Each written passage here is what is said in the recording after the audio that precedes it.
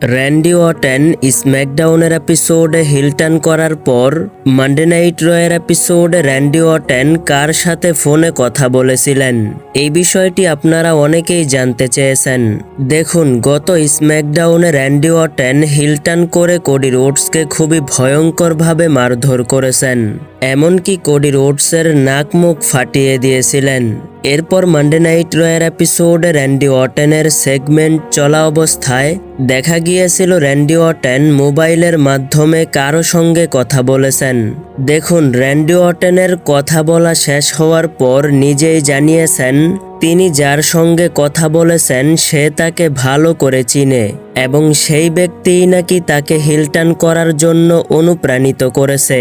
শুধু তাই নয়, র্যান্ডি অর্টন আরও বলেছিলেন তিনি যার সাথে কথা বলেছেন সে একজন অত্যন্ত বুদ্ধিমান ব্যক্তি। এখন সবার মনে প্রশ্ন হলো, আসলে র্যান্ডি অর্টন কার সাথে কথা বলেছিলেন? দেখুন, এইখানে অনেকের নাম সামনে এসেছে, কিন্তু এর মধ্যে উল্লেখযোগ্য একজনের নাম হলো দ্য রক। অনেকেই ধারণা করেছেন র্যান্ডি অর্টনের সাথে রক কথা বলেছেন, কারণ বর্তমান সময়ে র্যান্ডি অর্টনের অপোনেন্ট হলেন কোডি রোডস।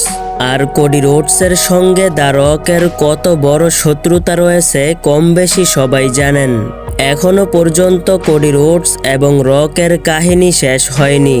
রকের শত্রু কোডি রোডসকে জন সিনার মাধ্যমে আক্রমণ করিয়েছিলেন, সেই সময়ের কাহিনী এখনো পর্যন্ত অসমাপ্ত রয়ে গেছে।